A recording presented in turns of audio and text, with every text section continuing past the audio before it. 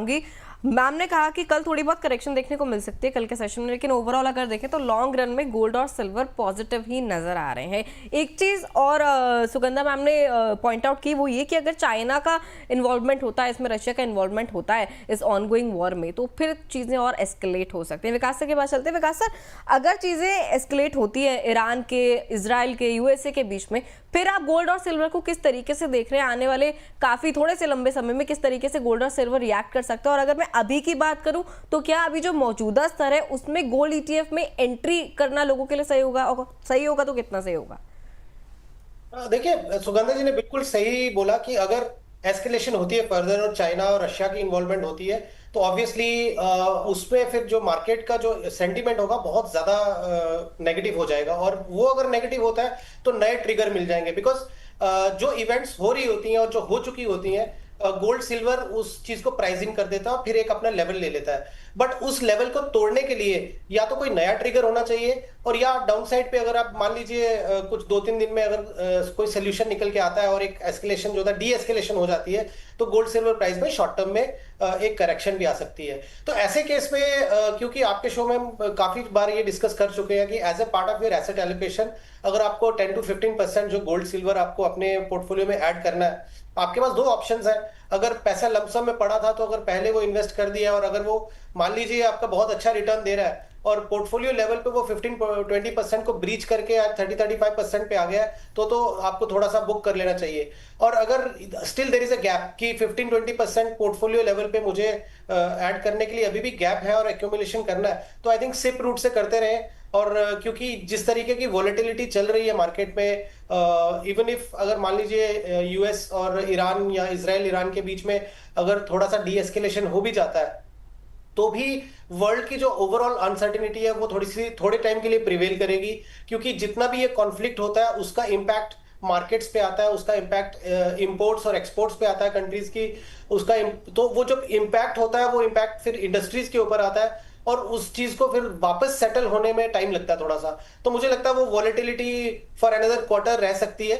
But as far as gold and silver buying is concern, so मैं यही बोलता हूं कि इन्वेस्टर के लिए ये सब चीजें जो होती है अपॉर्चुनिटी के हिसाब से देखनी चाहिए। एज अ ट्रेडर मैं उतना कंफर्टेबल नहीं होगा कि आप बहुत ज्यादा टाइमिंग करने की कोशिश करें, क्योंकि जिस तरीके से इवेंट्स अनफोल्ड होती हैं, आप देखिए कितनी स्पीड से चीजें बदलती जाती हैं, विद इन अ वीक कितना कुछ बदल गया। तो ये अनसर्टेनिटी के टाइम पे मुझे लगता है थोड़ा इन्वेस्टर बिहेवियर ज्यादा अच्छा होना चाहिए जो लॉन्ग टर्म के हिसाब से हो, रादर देन टाइमिंग इट। और उसमें ट्रेडिंग अपॉर्चुनिटी ढूंढने के लिए अगर कोशिश करेंगे तो मुझे लगता है एक्सीडेंट के चांसेस ज्यादा रहते हैं एज एन इन्वेस्टर। इन्वेस्टर के लिहाज से लॉन्ग टर्म में नजरिया यहाँ पर रखना चाहिए और शॉर्ट टर्म की वोलेटिलिटी से थोड़ा सा घबराना नहीं चाहिए। ट्रेडिंग के लिहाज से थोड़ा सा यहाँ पर अभी कॉशियस आपको ज़्यादा होना चाहिए। सुगंधा मैम, 2,25,000 के जो सिल्वर का जो भाव गया था वहाँ से अच्छी ठीक ठाक रिकवरी वैसे हो चुकी है। 2,86,000 और 2,90,000 के आसपास हम लोग दोबारा पहुँच गए हैं।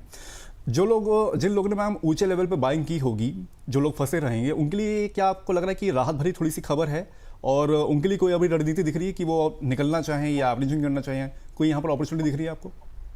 मुझे लगता है यहाँ पर एक बार अगर आप शॉर्ट टर्म ट्रेडर हैं तो जरूर प्रॉफिट बुक करें। हमने आपके चैनल पर टाइम एंड अगेन 2,25,000 के लेवल की बात की है कि जब तक ये लेवल होल्ड कर रहा है सिल्वर में ओवरऑल ट्रेंड पॉजिटिव बना रहेगा। इंटरनेशनल मार्केट में देखें तो $70 पर आउंस जब तक क्लोजिंग बेसिस पे इंटैक्ट है, ओवरऑल ट्रेंड सिल्वर में अभी भी पॉजिटिव है। But yes, as I see prices यहाँ पर $97 पर आउंस पर एक रेजिस्टेंस नजर आ रहा है। वहीं अगर डोमेस्टिक मार्केट में बात करें तो 3,04,000 के लेवल पर आई सी अ वेरी स्ट्रॉन्ग रेजिस्टेंस। आज के सेशन में मुझे लगता है ये तेजी कंटिन्यूड रहेगी। इसका मैं एक और कारण थोड़ा सा समझाना चाहूंगी। कॉमिक्स का जो मार्च कॉन्ट्रैक्ट था वो आज पूरी तरह एक्सपायर हो जाएगा। जो भी वहां पे डिलीवरीज है वो कंप्लीट हो जाएंगी। अगर वहां पर हम कॉमिक्स में रजिस्टर्ड इन्वेंट्रीज देखते हैं before the start of the tender period, वो ऑलमोस्ट 89 मिलियन आउंसेस थी और वहीं ओपन इंटरेस्ट था 239 मिलियन आउंसेस। सो एक काफी वाइड डिफरेंस था। बायर्स अगर मेटल को डिमांड करते हैं तो शॉर्ट सेलर्स को मार्केट से भी सिल्वर को प्रोक्योर करना पड़ेगा और हाई रेट्स पर उनको सिल्वर को डिलीवर करना पड़ेगा। बट आज ये सब कुछ सेटल होता हुआ नजर आएगा। एक शॉर्ट स्क्वीज हम आते हुए देखेंगे प्राइसेस में। बट जब ये डिलीवरीज आज के सेशन में कंप्लीट हो जाएंगी उसके बाद दोबारा से हम प्राइसेस में प्रेशर बनते हुए देख सकते हैं। सो आई सी आज के सेशन में अगर आपने लोअर लेवल्स पर सिल्वर में बाइंग की है तो थोड़ा सा प्रॉफिट जरूर ले लें, आपको दोबारा से अपॉर्चुनिटी मिलेगी लोअर लेवल्स पर सिल्वर में एंट्री करने की। बट वहीं अगर आप एक पोजिशनल इन्वेस्टर है, या आप ETF के थ्रू सिल्वर में बाइंग कर रहे हैं, सो आप अभी भी कंटिन्यू कर सकते हैं अपनी होल्डिंग्स को, और लोअर लेवल्स जब भी मिलते हैं ऐड ऑन कर सकते हैं। जो भी डिप्स मिलेंगे that is going to be a good opportunity to add silver from a longer term perspective, because जिस तरीके से मिडिल ईस्ट की टेंशंस बढ़ रही हैं, इसका ग्लोबल इकोनॉमी पे भी बहुत मेजर सेटबैक देखने को मिलेगा, और स्पेशली यूएस की इकोनॉमी में हम स्लो डाउन आते हुए देख सकते हैं, जिसके ट्रिगर्स अभी भी ऑलरेडी नजर आ रहे हैं। जिस तरीके से AI लेड डिस्ट्रप्शन की हम बात कर रहे हैं, जॉब लॉसेज हो सकते हैं, सो global economy might go into a slow down phase. Inflation यहाँ से क्रूड ऑयल की वजह से स्पाइक कर सकती है अगर ये टेंशंस बहुत बढ़ती हैं। सो ये सारे बहुत ही पॉजिटिव कैटलिस्ट रहेंगे जो गोल्ड एंड सिल्वर के प्राइसेस को ड्राइव करेंगे। एक और इंटरेस्टिंग फैक्टर है, ये जो वॉर अभी यूएस और इसराइल लड़ रहे हैं, that is largely AI driven. On ground troops ने अभी भी ईरान में एंटर नहीं किया। सो यहाँ से जिस तरीके से AI रिलेटेड डिमांड बहुत ज्यादा सिल्वर की बढ़ सकती है, that is going to be another catalyst जो लॉन्गर टर्म में सिल्वर के प्राइसेस को ड्राइव करता रहेगा। So all these factors one need to note, और अगर आप एक लॉन्गर टर्म इन्वेस्टर हैं तो बिल्कुल इन्वेस्टेड रह सकते हैं, बट सिर्फ फ्रॉम अ ट्रेडिंग पर्सपेक्टिव मुझे लगता है कल के सेशन में थोड़ी करेक्शन की पॉसिबिलिटी बहुत स्ट्रांग नजर आ रही है। मैम जिन्होंने 4 लाख के आसपास खरीद रखा होगा उनके लिए अभी कोई है अपॉर्चुनिटी इसमें?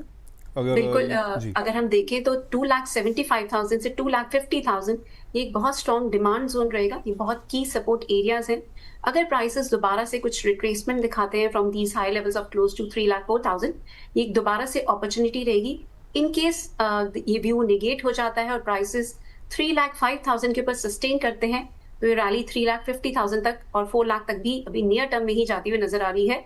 सो बाय ऑन डिप्स की स्ट्रैटेजी रखें, और अगर डिप्स नहीं मिलते प्राइसेस में, प्राइसेस 3,05,000 के ऊपर सस्टेन करते हैं, इन दैट सिनेरियो अगेन हम एक मेजर रैली अपसाइड की तरफ आते हुए देखेंगे। इंटरनेशनल मार्केट में देखें तो अगर $104 पर आउंस का लेवल क्लियरली ब्रेक हो जाता है, we are headed high towards record highs as well, और इनफैक्ट हम उसको भी सरपास करते हुए नजर आएंगे। So from a longer term perspective I have been very positive on gold and silver prices since last year, और टाइम एंड अगेन हमने $70 पर आउंस एंड 2,25,000 की बात की है। सो जब तक ये लेवल ओवरऑल होल्ड करते रहेंगे on a closing basis, trend positive ही रहेगा। ठीक है मैम, तो जैसे कि मैम ने कहा अगर 3,05,000 तक प्राइसेस जाते हैं तो फिर उसके आगे भी एक अपसाइड रैली देखने को मिल सकती है सिल्वर में, यानी कि गोल्ड और सिल्वर दोनों में ही सुगंधा मैम की तरफ से बाय ऑन डिप्स की स्ट्रैटेजी भी जो है सजेस्ट की जा रही है। विकास सर के पास चलते हैं, और ये आपकी स्क्रीन पर देखिए कॉमेक्स के प्राइसेस भी दिखाई दे रहे होंगे आपको। सिल्वर किस तरीके से अभी $95 पर आउंस पर ट्रेड करता हुआ नजर आ रहा है। ठीक है, पॉजिटिव ट्रेड नजर आ रहा है। गोल्ड में भी देखिए $5,409 पर आउंस पर सिल्वर भी ट्रेड करता हुआ नजर आ रहा है। विकास सर के पास चलेंगे। ETF के नजरिए से अगर बात करें सर, सिल्वर ETF में अभी किस तरीके की स्ट्रैटेजी बनाकर चलें? वॉलेटाइल ज़्यादा है, हमने पिछले कई महीनों में इसकी वॉलेटिलिटी को तो विटनेस कर ही लिया है, लेकिन फिर भी अभी क्या बेहतर रिटर्न के लिहाज से स्ट्रैटेजी इसमें क्या होनी चाहिए? निवेश होना चाहिए निवेशकों का, या फिर अभी जिस तरीके की मार पड़ी है पिछले कुछ दिनों में तो थोड़ी दूरी बनाकर रखें? देखिए दिव्या, मुझे लगता है तो फर्स्ट ऑफ ऑल फोमो नहीं आना चाहिए एज एन इन्वेस्टर कि मिस हो गया मेरे से सब कुछ। और जो लेवल्स जिस तरीके से सुगंधा जी बता रही हैं, तो ऑब्वियसली वो क्लियर इंडिकेटर ये दे रहा है कि ये जो वॉलेटिलिटी रहने वाली है, आपको खरीदने के मौके भी मिलेंगे, आपको बेच एग्जिट का भी मौका मिलेगा। तो ये जो ट्रेडिंग जोन है, इसमें जब आपको कोई एक सर्टेनिटी नहीं है कि वन वे रैली होगी या वन वे डाउन साइड जाएगा, तो ऐसे केस में ETFs जो होता है वो वही तरीका होता है कि आप थोड़ा थोड़ा ETF जो है वो ऐड करते रहे। क्योंकि अगर आपने देखा है, एक टाइम ऐसा भी हुआ था जब बहुत ज्यादा फ्रेंजी आ गई थी, और बहुत सारे AMCs को, क्योंकि एंड ऑफ द डे उनको फिजिकल डिलीवरी लेनी होती है, उसकी वजह से बीच में उन्होंने हॉल्ट भी कर दिया था, तो फ्रेश ETF बाइंग नहीं हो रही थी। जब तक इररेशनल बिहेवियर नहीं होगा तब तक मुझे नहीं लगता कोई ETFs में ज्यादा प्रॉब्लम है। ETF one should enter silver and gold through ETF, तो बेस्ट तरीका ही है। इनफैक्ट सेबी ने अभी जो रिसेंट गाइडलाइंस लेके आए हैं, उसमें जो NAVs होती थी T-2 की, उसको भी वो कम करके T-1 तक लेके आने की कोशिश कर रहे हैं, प्लस उसको इंडियन स्पॉट मार्केट के साथ पैक करने की कोशिश करेंगे, ताकि मिस प्राइसिंग जो होती है फंड मैनेजर्स की वो और रिड्यूस हो जाए, ताकि इन्वेस्टर्स को ये नहीं लगे कि और क्या होता है कि इन्वेस्टर्स देखते हैं कि NAV जो है किसी ETF की, वो जो है it's not in line with the spot price. उसका रीजन यही था कि T-2 में जो है वो फंड मैनेजर्स को NAV मिलती थी। तो हो सकता है 2 दिन पहले आपको एक 5% की रैली दिखी किसी मेटल में और आज वो करेक्शन दिखी, तो बेचने वाले को ये लगता था कि मैंने आज बेच दिया, डाउन साइड है तो मैं आज बेच देता हूँ, लेकिन जब पैसा आएगा तो वो उनको लगेगा कि नहीं हाँ उतना नुकसान नहीं हुआ, तो वो चीजें समझ नहीं आ रही थी इन्वेस्टर्स को कि क्या था। तो बेसिकली वो यही होता था कि जो प्रैक्टिकली बाइंग एंड सेलिंग होती है फंड मैनेजर्स की, उसके हिसाब से भी आपको एनएवीज देते थे।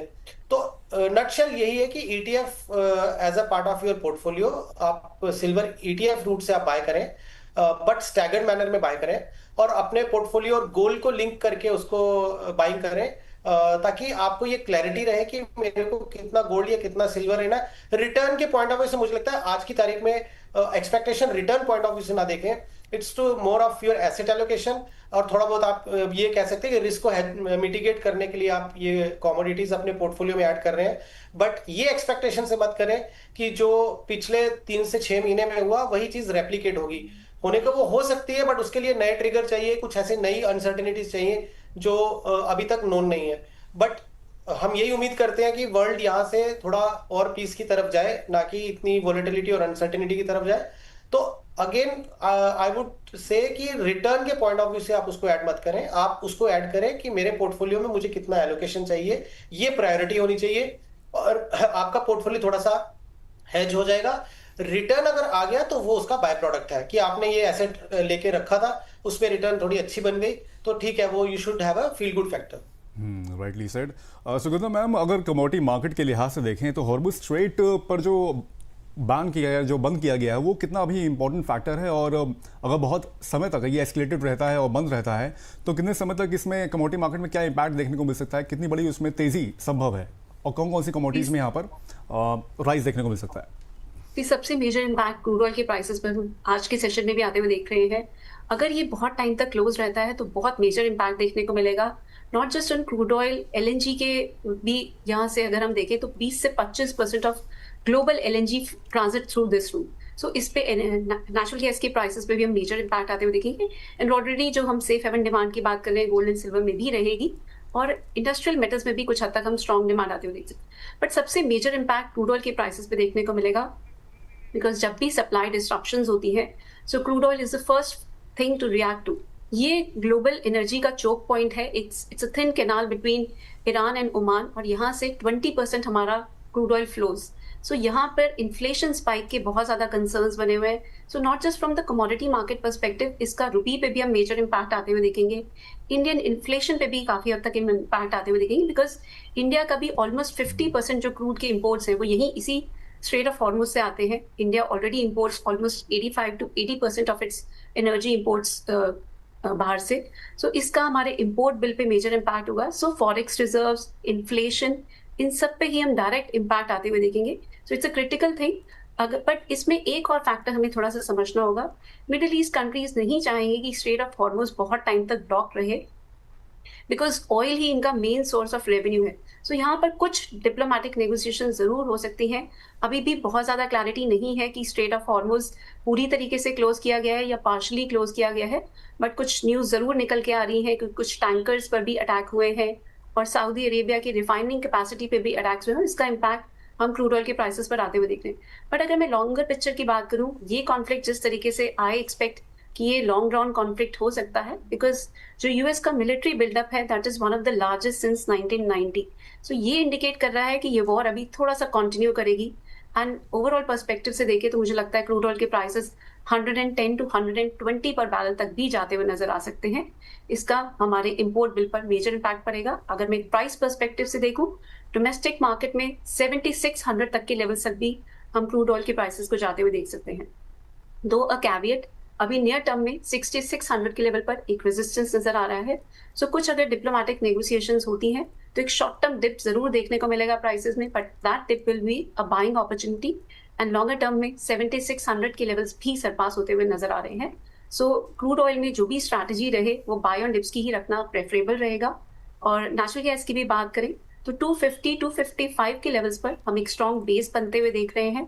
हमने ऑलरेडी नेचुरल गैस के प्राइसेस में काफ़ी करेक्शन आते हुए देखी है, बट जिस तरीके से अभी यूएस में बहुत स्ट्रॉन्ग डिमांड सीजन नहीं है, यही एक मेजर फैक्टर था जिसकी वजह से प्राइसेस पे हमने प्रेशर आते हुए देखा। बट जिस तरीके से अब सप्लाई डिस्ट्रप्शंस होती हुई नजर आ रही है, ये एक मेजर फैक्टर रहेगा जो प्राइसेस को ड्राइव कर सकता है।